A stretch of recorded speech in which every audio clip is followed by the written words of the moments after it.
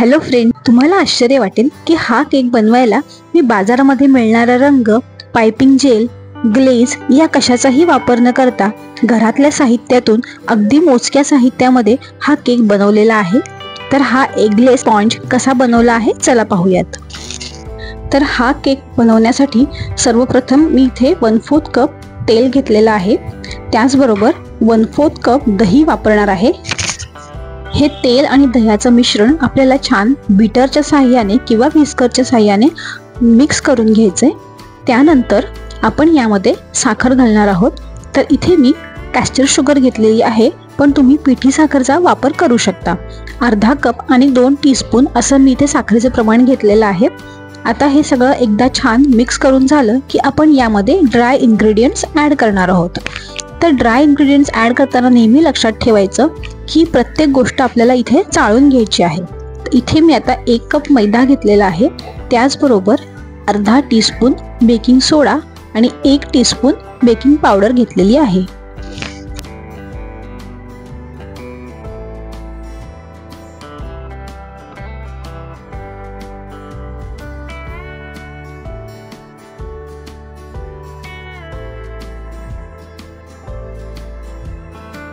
आता dry ingredients आणि weight ingredients एकत्र छान मिक्स करून घ्यायचे आहेत। तसंच आपल्याला यामध्ये दूध घालायचं आहे। तर मी इथे 1/4 कप दूध घेते आहे। रूम टेम्परेचरचं दूध आपल्याला इथे वापरायचं आहे। दूध घालून झालं की परत एकदा ह्याला छान मिक्स करायचं आहे। पण इथे आपल्याला काळजी घ्यायची आहे की मिक्स करताना ते ओव्हर मिक्स होणार नाही, म्हणजेच जास्ती मिक्स करायचं नाहीये। तर जास्ती मिक्स केलं तर ह्याच्यामध्ये जे एअर आहे ती निघून जाईल आणि बॅटर ओव्हर मिक्स केल्यामुळे केकचा स्पॉन्ज किंवा क्रम जो आहे तो ड्राय होऊ शकतो, त्याचबरोबर तो घट्ट होऊ शकतो। तर आपल्याला छान मऊ लुसलुशीत केक स्पॉन्ज पाहिजे, त्यासाठी आपण बॅटर ओव्हर मिक्स करणार नाही आहोत। आता इथे मी हार्ट शेपचा मोल्ड घेतलेला आहे। हा 6 इंचाचा टीन आहे आणि यामध्ये अर्धा किलोचा केक छान बेक होऊ शकतो। तर आता इथे याला मी सगळीकडनं बटर लावून घेतलेला आहे। तुम्ही तेलाचा किंवा तुपाचा देखील वापर करू शकता आणि त्याचबरोबर थोडासा मी मैदा टाकलेला आहे आणि छान हा टीन ग्रीस करून घेत आहे। ही स्टेप अतिशय महत्त्वाची आहे, असे केल्याने केक भांड्याला चिटकत नाही व व्यवस्थित निघून येतो। तर आता आपल्या इथे छान केकचा टीन ग्रीस झालेला आहे आणि आता केकचं बॅटर मी यामध्ये भरत आहे। बेक करताना सगळ्यात महत्त्वाची गोष्ट म्हणजे तुम्ही जे इन्ग्रेडियंट्स किंवा घटक जे वापरणार आहात ते फ्रेश असावेत, फारसे जुने असू नये किंवा त्यांची एक्सपायरी डेट उलटलेली असू नये। त्याचबरोबर हे सगळं साहित्य हे आपल्याला रूम टेम्परेचरवर असताना घ्यायचं आहे। म्हणजे आपण जर दही डायरेक्ट फ्रीजमधून काढून घेतलं किंवा दूध डायरेक्ट फ्रीजमधून काढून घेतलं तर चालणार नाही। बॅटर टीनमध्ये टाकल्यावर जवळजवळ 1-2 ते 3 वेळा आपल्याला ते टॅप करून घ्यायचं आहे, त्यामुळे त्याच्यामध्ये जे एअर बबल्स असतात ते निघून जातात। आता मी हा केक ओव्हनमध्ये 180 डिग्रीवर 30 मिनिटासाठी बेक करत आहे। तुम्ही हा केक कुकरमध्ये किंवा कढईमध्ये सुद्धा बेक करू शकता। साधारण 30 मिनिटं तुम्हाला कुकरमध्ये किंवा कढईमध्ये केक बेक करायला लागणार आहे। आता इथे मी ही टूथपिक टेस्ट करत आहे। केकचे कण टूथपिकला चिकटले नाही, म्हणजे आपला केक व्यवस्थित बेक झालेला आहे। आता हा केक आपण साधारण 5 मिनिटं थंड करून घेऊयात आणि त्यानंतर एका ताटामध्ये काढून घेऊयात। हा केक थोडा थंड झाल्यावर आपण एका प्लेटमध्ये काढून घेणार आहोत। तुम्ही इथे बघू शकता की खूप सुंदर हार्ट शेपचा आपला केक स्पॉन्ज तयार आहे। पूर्ण स्पॉन्ज व्यवस्थित बेक झालेला आहे। सगळ्या साईड्सनी छान त्याला सुंदर रंग आलेला आहे। आता हा केक थोडा कोमट गरम असताना आपण त्याला टूथपिकच्या साहाय्याने असे बारीक बारीक होल्स करून घेणार आहोत, कारण आपण एक सिरप तयार करणार आहोत आणि ते सिरप केकमध्ये छान व्यवस्थित ॲब्सॉर्ब होण्यासाठी हे आपण होल्स त्यामध्ये करून घेणार आहोत। तर आता इथे पूर्ण केकवर मी असे थोड्या थोड्या अंतरावर छोटे छोटे होल्स करून घेतलेले आहे। आता आपण सिरप तयार करायचं आहे, त्यासाठी मी एक जाड तळाचं भांडं गॅसवर ठेवलं आहे आणि त्यामध्ये 2 चमचे साखर आणि 1/4 कप पाणी घालणार आहे। हे मिश्रण थोडंसं व्यवस्थित आपल्याला छान उकळून घ्यायचं आहे आणि थोडं घट्ट होत आलं की त्यामध्ये आपण मध घालणार आहोत।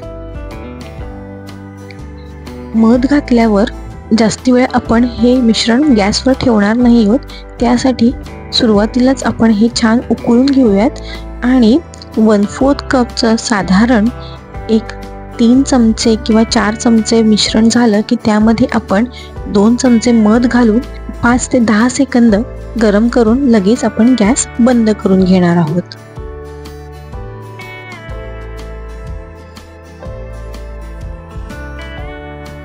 आता हे मिश्रण मी थोडं थंड व्हायला ठेवते आणि त्याचबरोबर मी जसं म्हटलं की आपण इथे कुठल्याही रंगाचा वापर करणार नाही आहोत.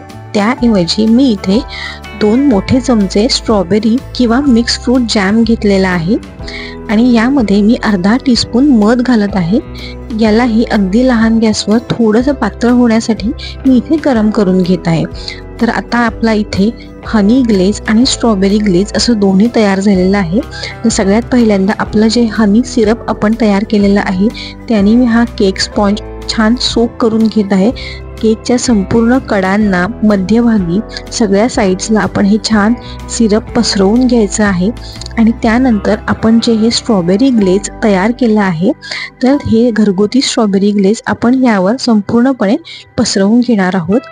तुम्ही इथे बघू शकता की खूप छान रंग आलेला आहे आपल्या केकला. कुठल्याही आर्टिफिशियल कलरचा वापर न करता, कुठलंही मार्केटमधलं पायपिंग जेल किंवा ग्लेज न वापरता आपण इथे खूप सोप्या पद्धतीने घरातल्याच सामान वापरून इतक्या सुंदर प्रकारे हा केक सजवलेला आहे. आता माझ्याकडे हे हार्ट शेपचं कटर आहे म्हणून मी वापरत आहे.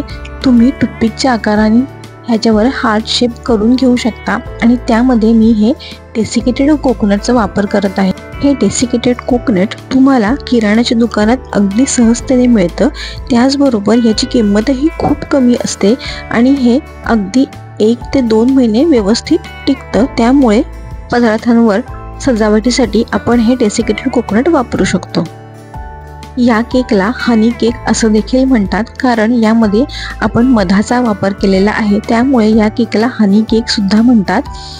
तर आता इथे आपला सुंदर असा हा केक तयार झालेला आहे. आता याच्यावर बाजूने मी छोटे छोटे चॉकलेट चिप्स लावत आहेत. तुम्हाला पूर्ण केकला जर डेसिकेटेड कोकोनटने सजवायचं असेल तर तुम्ही तसंही सजवू शकता. मी इथे एका बाजूला चॉकलेट चिप्स आणि एका बाजूला डेसिकेटेड कोकोनट अशा पद्धतीने हा केक पूर्णपणे सजवून घेत आहे. तर इथे आपला एगलेस बटर न वापरता, अंड न वापरता, कुठलंही डेकोरेशनचं सामान न वापरता सुंदर असा केक तयार झालेला आहे. तुम्हाला ही हनी केकची रेसिपी कशी वाटली मला नक्की कमेंटमध्ये सांगा. तुम्हाला हा व्हिडिओ आवडला असेल तर लाईक करा. तुम्ही माझ्या चॅनलला सबस्क्राईब केलं नसेल तर नक्की सबस्क्राईब करा. परत भेटूयात पुढच्या व्हिडिओमध्ये. तोपर्यंत बाय.